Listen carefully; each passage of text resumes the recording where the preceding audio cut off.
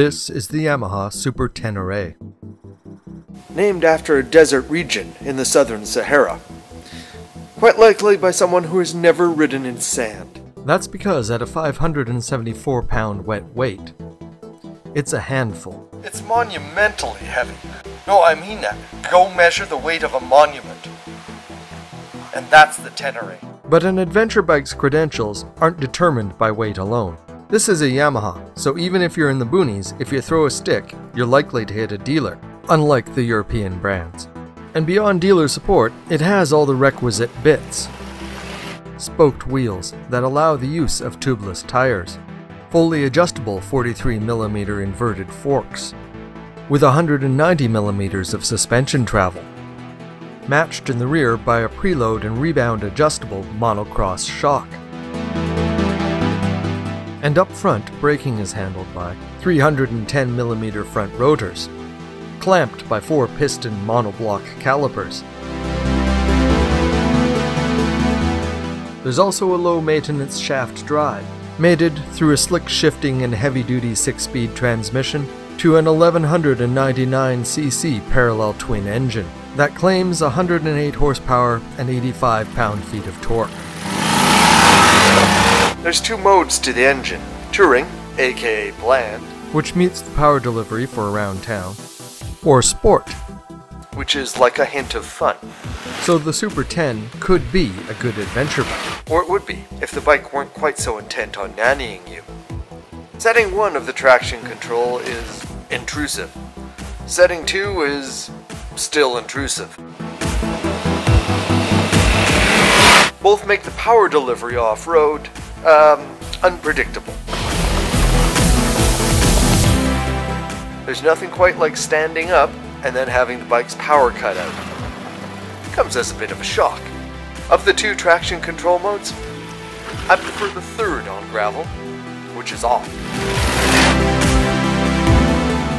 If only off were a word that applied to the ABS. You can grab a surprising amount of the front linked brake, which proportionally activates the rear based on load and braking force. But the Tenere is a lot of mass when it decides to get all Newtonian and be an object in motion staying in motion. Additionally, the ABS nearly invalidates the use of the rear brake on loose surfaces. So there's a mixed message here. The power delivery, the spoked rims, the suspension travel. All say, let's go enjoy the dirt.